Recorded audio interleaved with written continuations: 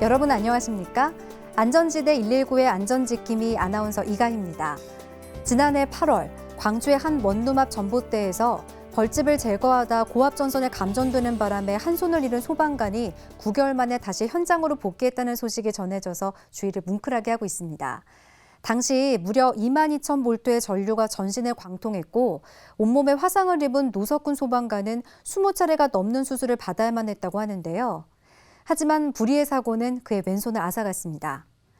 여기에 노 소방관은 좌절하지 않고 전동 호수를 익숙하게 조작할 수 있도록 매일 5시간씩 피나는 재활훈련을 했다는데요. 결국 9개월 만에 다시 소방서로 돌아와서 시민들의 안전을 위해 행정 업무를 시작하고 있다고 합니다. 진정한 영웅이란 말이 이토록 어울리는 사람이 또 있을까 싶은데요. 오늘 안전지대 119에서도 화재, 교통사고와 같은 안전이 필요한 곳이면 어디든 달려가는 든든한 시민 지킴이 119 구조대와 함께 뜨거운 화재 현장부터 긴급 출동합니다.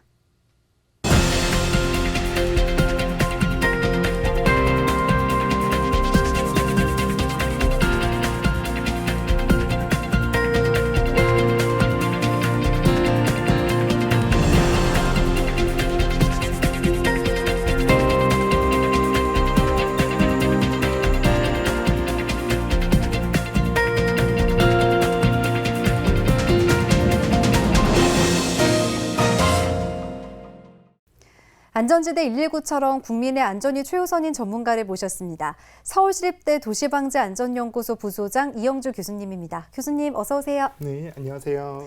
교수님, 오프닝에서도 잠깐 말씀드렸지만 우리 곁에 119 소방대원분들이 없다면 화재나 각종 재난사고로부터 불안감 없이 지금 이렇게 안전하게 지낼 수 있을까 하는 생각에 고개가 절로 숙여집니다. 지난해 벌집을 제거하다가 고압전류에 감전돼 팔을 잃고도 다시 소방관 업무에 복귀하고자 재활을 한 이 노석훈 소방관님을 보니까 제 자신부터 생활하면서 바쁘다는 핑계로 불조심에 소홀함이 없었는지 다시 한번 돌아보게 됩니다. 네, 우리 119 소방구조대원들이 사고 현장을 수습하다 보면은요, 예기치 못한 위험에 처하게 되는 경우가 수없이 많거든요. 우리 119 소방구조대원들은 화재, 또 교통구조, 산악사고 할 거 없이 다양한 곳에서 구조활동을 펼치고 있는데요. 시민의 안전을 지키기 위해 자신의 위험을 감수하고 출동하는 119 소방대원들을 보면 든든한 시민 지킴이인 이 소방관의 꿈을 키우는 학생들을 가르치는 제 입장에서도 소방구조 일선에 나가 있는 제자들이 몸을 아끼지 않고 구조활동을 벌이다가 다쳤다는 소식을 전해드릴 때마다 가슴이 무척 아픈데요. 고압전류에 감전돼서 팔을 잃고도 소방관 업무에 다시 복귀하고자 재활 훈련에 혼신의 힘을 다 쏟는다는 이 노석훈 소방관의 소식을 접하고 많은 감동을 받았고요. 또 저희 대학 미래 소방관 학생들도 감동을 넘어 전율마저 느낀다며 전 세계 소방관들에게도 귀감이 되는 우리 노 소방관님에게 뜨거운 갈채와 격려를 보냈습니다. 든든한 시민 지킴이 119 소방구조대가 신속하게 구조활동을 펼치려면요. 무엇보다 중요한 것이 소방차가 최대한 현장에 신속하게 도착을 해야 되는데요. 그래서 서울 중부소방서에서는 긴급 출동 차량의 신속한 재난 현장 도착을 위해서 신당역 사거리 중부소방서 앞에 소방차 긴급 출동 신호 시스템을 본격적으로 운영한다고 밝혔습니다. 이 소방차 긴급 출동 신호 시스템이라는 게 뭔가요? 어떻게 운영되는 건지 궁금하네요. 네, 설명을 드릴게요. 그동안 중부소방서 앞 그 퇴계로는요, 도로 상황이 늘 혼잡해서 긴급 출동 시에 부득이하게 소방관 2~3명이 도로 한복판으로 나와서 수신호로 교통 흐름을 통제해 왔거든요. 이 때문에 사고의 위험도 많아지고요. 또 차량 통제가 제때 신속하게 이루어지지 않아서 출동 시간도 그만큼 또 지연이 돼서 사고 현장 도착, 골든타임 4분 확보에 많은 어려움이 있었다고 합니다. 그래서 이번에 소방차 긴급 출동 신호 시스템을 도입하게 된 건데요. 이 소방차 긴급 출동 신호 시스템은 신고가 접수돼서 출동 스위치를 누르게 되면 소방서 앞 교통 신호기가 소방차 출동 중이라는 전광판 문구와 함께 적색 신호를 60초간 자동으로 내보내게 되고요. 또 그래서 일반 차량은 이 정차 금지 구역 내 진입이 원천적으로 차단이 되고요. 그래서 소방차의 출동을 원활하게 해주려는 시스템입니다. 그러니까 이 시스템이 제대로 작동되면 소방차 도착 시간을 확실히 단축시킬 수 있다는 말씀인 거죠? 네, 아마도 그러지 않을까 이렇게 예상이 되는데요. 그래서 서울시에서 이 시스템의 실시 결과를 잠정적으로 분석을 해봤는데요. 119 안전센터 주변 100m 도착 시간을 평균 30%나 단축시킬 수 있는 이런 효과가 있는 것으로 나타났습니다. 네, 앞으로 이 소방차 긴급 출동 신호 시스템이 재난 현장 골든타임 확보에 큰 도움이 됐으면 하는 기대가 큰데요. 초기 진화가 중요한 화재 현장과 신속한 출동과 골든타임 내 도착이 생명을 살리는 첫 관문입니다. 소방차 길터주기, 내 가족과 이웃을 살리는 고귀한 양보입니다. 담뱃불이 주택을 덮친 화재입니다. 오후 1시 27분 서울 영등포구 신길로에 있는 주택 앞 쓰레기장에서 화재가 발생했습니다. 시커먼 연기를 동반한 불길이 무섭게 치솟고 있는데요. 불길이 빠르게 번져 하마터면 옆집으로 옮겨 붙을 뻔했지만 119 소방대원이 신속하게 진화 작업을 펼쳐 다행히 주택 일부만 전소되고 인명피해는 없었습니다. 경찰과 소방당국은 누군가 버린 담배꽁초가 주택 앞에 쌓아둔 쓰레기에 떨어져 불이 시작된 것으로 보고 있습니다. 이번에는 담뱃불이 산을 태웠습니다. 저녁 6시 42분 어둠이 내려앉은 야산에 시뻘건 불길이 능선을 따라 길게 이어지고 있습니다. 엎친 데 덮친 격으로 산바람이 산불을 부채질하며 나무와 숲을 점점 더 넓게 태우고 있습니다. 산불 신고를 받고 긴급 출동한 50여 명의 119 소방대원들이 경찰, 구청 공무원들과 합동작전을 펼친 끝에 다행히 산불을 잡았는데요. 산을 찾은 등산객이 내던진 담배꽁초가 낙엽 위에 떨어져 발아돼 크게 번진 계웅산 산불은 애써 가꾼 임야와 묘지를 순식간에 잿더미로 만들어버렸습니다. 누군가 던져버린 담배꽁초로 인해 폐유지에 불이 붙어난 화재 사고입니다. 오후 3시 8분 서울 강동구 양재대로에 있는 노래 연습장에서 화재가 발생했습니다. 검은 연기를 동반한 불이 건물 위로 치솟고 있는데요. 1층 베란다 재활용 보관소에서 시작된 불길이 삽시간에 건물 전체로 번지고 있는 상황. 다행히 건물 안에 있던 사람들은 일찍 대피해 인명피해는 없었는데요. 경찰과 소방당국은 지나가던 행인이 재활용을 보관하던 2층 베란다에 담배꽁초를 버려 폐유지에 불이 붙은 것으로 보고 있습니다. 피우다 버린 담배꽁초로 인해 공장 내 쓰레기장이 화재 연기에 휩싸여 있습니다. 오후 4시 9분 서울 영등포구 영신로에 있는 한 제분회사 쓰레기장에서 불이 났습니다. 누군가 피우다 버린 담뱃불이 창고 옆 쓰레기장에 떨어져 불이 번진 것으로 보고 있는데요. 이 화재로 2명이 연기를 흡입해 병원으로 급히 옮겨졌으며 회사와 인근에 있던 50여 명이 긴급 대피하는 큰 소동이 벌어졌습니다. 작은 담배꽁초 하나가 걷잡을 수 없이 큰 불을 낼 수 있다는 사실 한순간도 잊어서는 안 되겠습니다. 우리나라 화재 사고의 높은 비율을 차지하는 것이 바로 담뱃불이 아닌가 싶은데요. 이 담뱃불의 화력이 얼마나 대단하길래 순식간에 집을 통째로 태우고 또 몇십 년을 가꾼 살림을 태울 수 있는지 궁금합니다. 네, 제가 먼저 물어볼 게 있는데요. 네. 아나운서님은 빨갛게 타들어가는 이 작은 담뱃불의 온도가 대략 몇 도쯤 될까 생각해 보신 적 있으세요?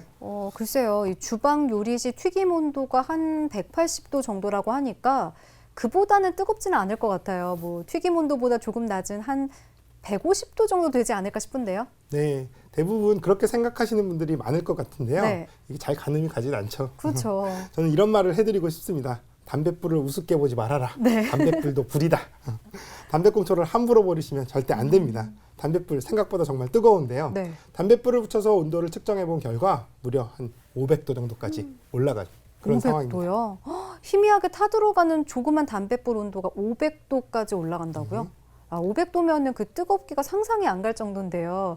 뭐 튀김하다가 기름이 살짝만 튀어도 정말 뜨겁거든요. 그 튀김 온도가 한 180도인데 담뱃불이 3배가량 높은 온도라는 말씀인데 상상이 안 갈 정도로 고온이네요.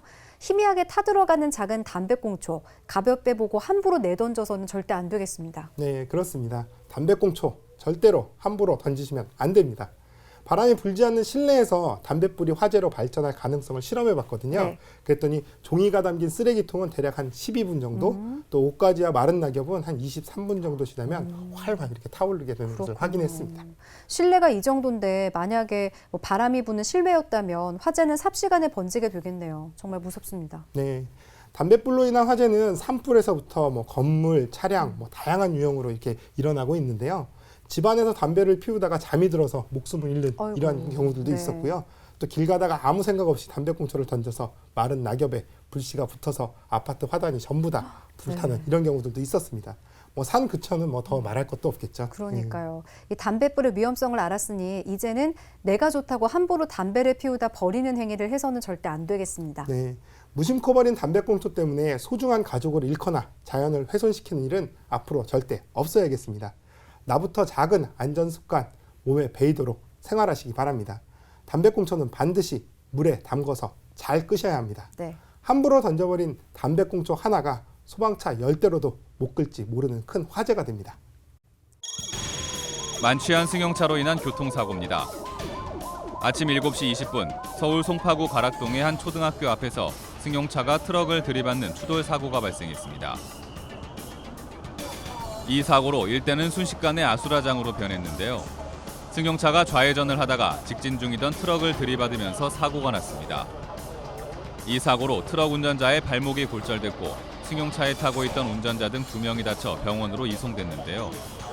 경찰 조사 결과 사고 당시 승용차 운전자의 혈중 알코올 농도는 면허 취소에 해당하는 수치인 것으로 드러났습니다. 경찰은 승용차 운전자가 음주운전을 하다 사고를 낸 것으로 보고 있습니다.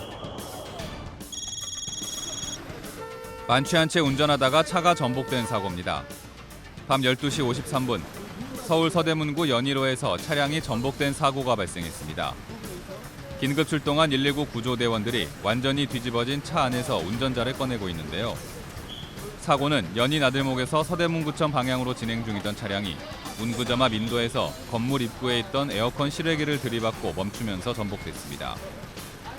이 사고로 주행 중이던 차량의 운전자와 동승자가 다쳐 병원으로 급히 이송됐는데요. 경찰 조사 결과 사고 당시 운전자의 혈중 알코올 농도는 면허 취소 수치에 해당하는 0.154%인 것으로 드러나 만취운전 사고로 인한 법적 조치를 피할 수 없게 됐습니다. 술을 마신 상태로 고속도로를 운전하다가 다중 추돌 사고를 냈습니다. 새벽 2시 34분 경부고속도로 반포나들목 부근 서울 방향에서 오중 추돌 사고가 발생했습니다. 경부고속도로를 주행 중이던 승용차와 레카차, 택시 등 차량 5대가 추돌한 사고로 5명이 중경상을 입어 인근 병원으로 옮겨졌습니다. 경찰 조사 결과 처음 사고를 낸 운전자는 술을 마신 상태였으며 혈중 알코올 농도는 면허 취소 수치에 해당하는 0.11%로 알려졌습니다. 교수님, 특히 나들이가 많은 계절이라서 운전에 더욱 주의를 해야겠습니다. 가족과의 외식에서 좋은 분위기에서 반주라고 맥주 한 잔이라도 마셨다면 절대 운전대를 잡아서는 안 되겠는데요. 음주운전 단속이 엄청 강화됐다고요. 네, 그렇습니다. 이미 많은 분들이 알고 계실 텐데요. 음주운전 처벌 수위가 강화됐음에도 이렇게 불구하고요. 음주 난폭운전 사고는 끊이지 않고 이렇게 계속 일어나고 있는데요. 얼마 전 술에 취해서 도로를 거꾸로 달리면서 네. 상대 운전자들의 안전을 위협한 난폭 운전자에게 처음으로 실형이 선고됐습니다. 그동안은 범칙금만 내면 됐었는데 처벌 수위가 확실히 세지기는 했네요. 네, 그렇습니다. 실형을 선고받은 운전자는 지난 2월 19일 밤 11시쯤에요. 혈중 알코올 농도가 0.19%로 만취된 상태에서 자신의 1톤 차량, 화물차를 경북 의성에서 안동 방향으로 이렇게 거꾸로 달리다가 네. 체포가 됐는데요. 역주행 거리가 무려 33km나 된다고 하니까 정말 어마어마한데요. 그러네요. 운전자는 중앙선을 넘어서 위험한 역주행을 계속 하다가요. 안동에 도착해서는 결국 맞은편에서 오던 소형차를 들이받게 되는데요. 네. 이 충돌로 소형차에 타고 있던 2명이 부상을 입기도 했습니다. 이 음주 차량에 받친 분들은 정말 마른 하늘에 날벼락을 맞은 격으로 엄격결에 사고를 당한 거죠. 그러니까요. 정말 음주운전만큼 무책임한 행동이 어디 있나 싶습니다. 술에 취해 몽롱한 상태에서 나 하나 정신 놓고 달린 결과는 나와 내 가족에게는 물론 죄 없는 타인의 인생과 그 가족의 행복까지 한순간에 망쳐놓을 수 있다는 생각을 절대 잊어서는 안 되겠습니다. 네, 이 음주운전자에 대한 판결은요. 음주 난폭 운전을 한 사람에게 1년 이하의 징역 또는 500만 원 이하의 벌금형에 처하도록 한 이 개정 도로교통법에 적용된 첫 사례라고 할 수 있겠습니다. 지금까지의 처벌은 난폭 운전자에게 범칙금 수만 원과 벌점을 부과하는 데 그쳤지만요. 네. 지난 2월부터 새로운 법 시행으로 징역형까지 선고할 수 있게 됐습니다. 네. 강도 높은 처벌도 처벌이지만 무엇보다도 생명과 직결된 부분인 만큼 그 어떤 경우에라도 음주운전 단 1cm도 해서는 안 되겠습니다. 도로 치마의 원인 중 하나인 상수도관 누수 사고입니다. 밤 12시 54분 서울 중구 퇴계로에서 상수도관이 터지면서 일대가 혼란을 겪고 있습니다. 현장에 도착한 119 소방대원들은 사고 장소를 통제하고 단수 지역을 파악하는 등 수습에 나섰는데요. 경찰과 소방당국은 노후된 배관이 균열돼 누수 사고가 발생한 것으로 보고 정밀 조사를 벌였습니다. 하수관 누수가 원인으로 의심되는 도로 치마 사고입니다. 저녁 7시 7분 서울 종로구 통일로 해안 도로에서 도로 침하 현상이 발생해 근처를 지나던 구청 청소 차량의 오른쪽 바퀴가 지름 3m, 깊이 2m 크기의 구멍으로 빠지는 사고가 발생했습니다. 이 사고로 인명피해는 없었지만 폭우 속에서 2시간 넘게 견인 작업이 진행됐습니다. 내려앉은 도로의 복구 작업은 밤새 계속됐는데요. 경찰과 소방당국은 하수관 누수로 인해 도로가 내려앉았을 가능성이 높다고 보고 정밀 조사를 벌였습니다. 싱크홀 사고가 또다시 전국적으로 많아지고 있어 국민의 불안이 커지고 있는데요. 앞으로 본격적으로 비가 많이 오는 장마철이 오면 도로 지반이 약해져서 더 위험해지는 거 아닐까라는 생각에 길을 걸을 때도 조마조마합니다.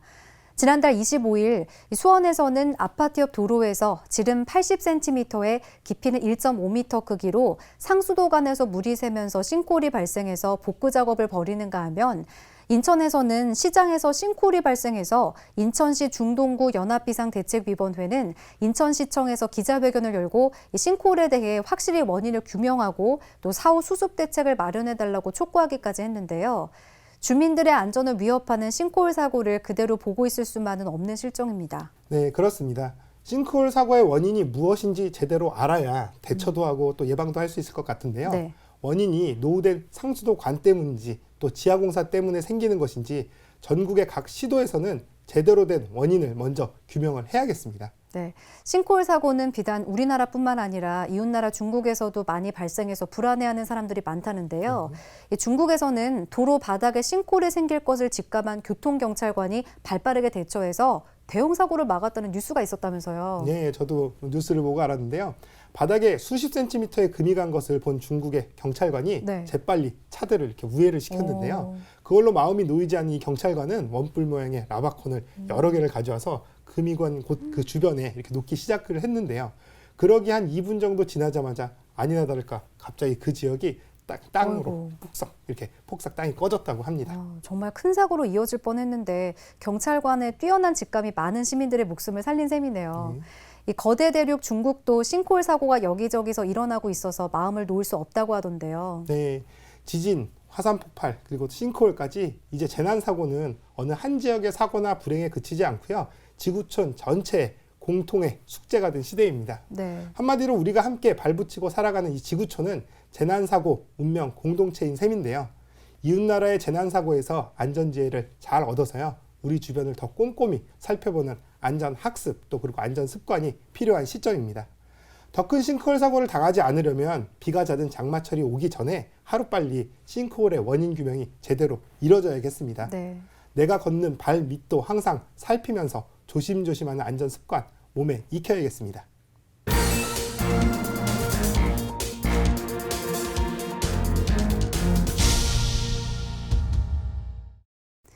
우리들의 안전생활을 위해 안전수칙을 속속들이 짚어보는 안전연구소 알아야 산다. 교수님, 이 나들이가 많은 가정의 달을 맞아 나들이 안전에 관한 내용을 다루면 어떨까 싶은데요. 엄마 아빠와 함께 나서는 5월 나들이 계절. 이 아이를 차에 태우고 이동할 때 어린이용 카시트 없이 그냥 태우고 가다가 사고가 날 경우에 그렇게 위험하다면서요. 네, 그렇습니다. 아이들과 많은 시간을 함께 해주고 싶은 이 부모의 마음에서 맞벌이 하느라 피곤한 내색도 하지 않고 웃는 얼굴로 이렇게 무리해가면서 네. 나들이 계획을 세우는 분들이 이제 뭐 많으실 텐데요. 급하게 차를 몰고 나가는 가족 여행길에서 아이가 귀엽다고 아이를 품 안에 안고 가는 이 엄마 아빠 설마 안 계시겠죠? 이게 정말 위험합니다. 네. 그렇게 가시다가 만에 하나 교통사고라도 났다 하면 아이가 엄마를 위한 에어백 역할을 하게 됩니다. 아이고. 그럼 이렇게 되는 경우에 아이는 어떻게 되겠어요? 네. 상상하기도 끔찍한 이런 상황이 될 텐데요. 그래서 요즘에는 거의 대부분의 많은 분들이 카시트를 잘 이용하고 계신데요. 그럼에도 불구하고 아직도 번거롭다는 이유에서나 혹은 또 카시트를 장만하는 게 아까워서 아이를 안고 타거나 아이들을 그냥 차 의자에 앉혀서 여행하는 카시트 미착용 교통사고가 적지 않아서 걱정입니다. 그런데 교수님, 이 어린이들에게 카시트를 착용시키지 않을 경우 대체 얼마나 위험한 건가요? 네, 카시트는 어린아이의 생명과 직결되는 안전장치다 이렇게 생각하시면 될 것 같은데요. 네. 실제 카시트 없이 시속 약 56km로 달리는 자동차로 충돌 실험을 해봤거든요. 그랬더니 뒷좌석에 어린이가 머리를 심하게 다칠 확률이 98%, 거의 뭐 다 다치는 걸로 그러네요. 이렇게 나타났는데요. 카시트 미착용의 위험성에 대해서 보다 정확하게 한국도로공사 조수영 교통안전차장님께서 알려주신다고 합니다. 아이들에겐 카시트가 안전벨트 역할을 하는데요. 카시트를 안 할 경우 어린이의 중상 가능성이 20배나 높아집니다. 어린이에게도 차에 있는 성인용 안전벨트를 하면 괜찮지 않을까 생각하시는 분들이 많은데요. 어린이 몸에 맞지 않은 성인용 안전띠는 별 도움이 되지 않습니다. 오히려 몸에 맞지 않기 때문에 벨트가 아이의 목을 감거나 복부를 압박할 수 있기 때문에 더 위험할 수도 있는데요. 더 큰 문제는 카시트나 안전벨트가 중요한지 잘 알면서도 착용하지 않는 분들이 많은 것입니다. 우리나라의 카시트 착용률은 30%에 불과하고 뒷좌석 안전띠 착용률도 독일이나 미국에 비해 절반에도 못 미치는 게 현실인데요. 심지어 엄마가 안전띠를 매지 않고 운전하다가 사고를 당할 경우 어린이가 엄마의 에어백 역할을 해서 거의 모든 충격을 어린이가 고스란히 다 흡수하게 되는 끔찍한 일이 발생할 수 있기 때문에 아이의 안전을 위해서는 카시트 착용을 반드시 하도록 해야겠습니다. 네, 카시트를 사용하지 않으면 어린이 중상사고가 20배나 높아진다는 게 정말 놀라운데요. 이런 사고를 막기 위해서 앞으로는 6살 미만의 영유아에게 카시트를 착용하지 않으면 과태료를 더 내야 한다고요. 네, 그렇습니다. 카시트 미착용 시 규정이 보다 강화가 됐는데요. 어린이의 사고율이 높아지면서 정부에서 보다 강력한 규정을 내놓은 셈입니다. 카시트를 미착용한 뒷좌석의 어린이는 50km 정도로 천천히 주행하다가 사고가 나더라도 앞좌석 등받이에 머리와 가슴을 부딪혀 크게 부상을 입는다고 합니다. 또 앞좌석에서 안전띠를 매지 않는 승객의 경우는 충돌과 동시에 에어백이 작동하지만 머리가 차 앞유리와 대시보드 등에 부딪히면서 안전띠를 맨 상황에 비해 중상을 입을 가능성이 6배 더 이상 높다고 합니다. 올 상반기 교통사고 사망자는 918명으로 지난해 같은 기간보다 137명 감소했지만 어린이 사망자는 작년 같은 기간 9명에서 올해 26명으로 크게 늘었습니다. 이 중 차량에 탄 상태에서 사고를 당해 숨진 어린이는 17명이나 되는 것으로 조사됐는데요. 이에 정부에서는 어린이 교통사고 사망자 수를 줄이기 위해 카시트를 착용하지 않은 차량에 대해 단속을 더욱 강화하기 위해 과태료도 3만 원에서 6만 원으로 대폭 인상하는 방안을 추진하고 있습니다. 네, 카시트 착용이 어린이 교통사고를 현저히 줄여준다고 합니다. 내 아이를 안전하게 지켜주기 위해서라도 카시트 사용 반드시 해야겠습니다. 그런데 교수님, 아이가 어릴 땐 괜찮은데 좀 커서 초등학교 입학할 때쯤 되면 카시트에 앉기 싫어하잖아요. 이럴 경우에 성인용 벨트는 위험하다고 했고 또 무슨 좋은 방법이 없을까요? 네, 이런 어린이 때가 가장 좀 애매한데요. 네. 카시트가 준비되지 않은 차에서 어린이를 태울 경우에는요. 성인용 안전벨트로 아이를 안전하게 태워줄 간단하면서도 안전한 방법이 있다고 하는데요. 카시트가 없는 차를 탔을 경우 어린아이의 안전벨트 매는 방법을 설명해 드리겠습니다.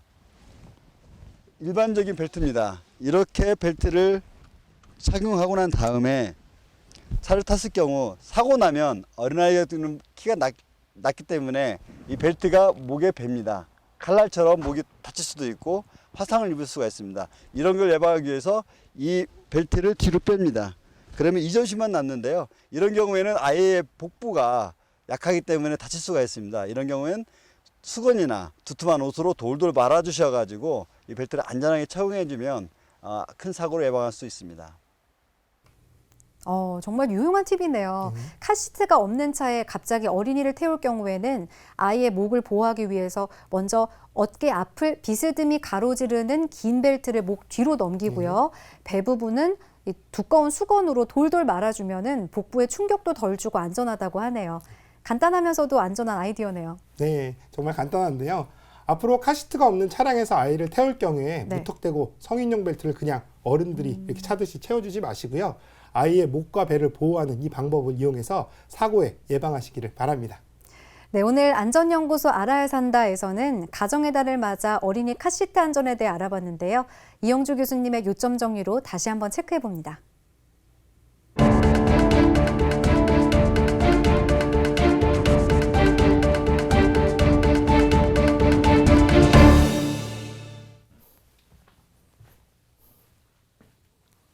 어린이 카시트 미착용 사고에 대해 다시 한번 짚어드리겠습니다. 아이들에게는 카시트가 안전벨트와 같은 역할을 하는데요. 카시트를 사용하지 않을 경우에 어린아이가 중상을 입을 확률이 20배나 높습니다. 영유아를 차량에 태울 때에는 반드시 카시트를 사용하셔야 합니다. 앞으로는 카시트 미착용 시에 과태료를 3만 원에서 6만 원으로 2배 많이 내야 된다는 사실도 기억하시기 바랍니다. 부득이 6세 이상의 어린이를 카시트가 없는 차량에 태울 경우에 성인용 안전벨트를 어린이에게 그냥 매주지 말고 아이에게 알맞는 벨트로 간단히 만들 수가 있습니다. 아이의 목을 보호하기 위해서 가슴을 가로지르는 긴 벨트는 아이의 목 뒤로 넘겨주시고요. 배 부분은 수건으로 돌돌 말아주면 복부에 충격을 줄여주는 어린이용 즉석 안전벨트로 변신하게 됩니다. 가정의 달 아이를 데리고 야유회를 계획하고 계신다면 차량으로 이동 시 반드시 카시트를 사용하시기 바랍니다. 카시트는 우리 아이의 생명을 지켜주는 안전 생명 시트이기 때문입니다.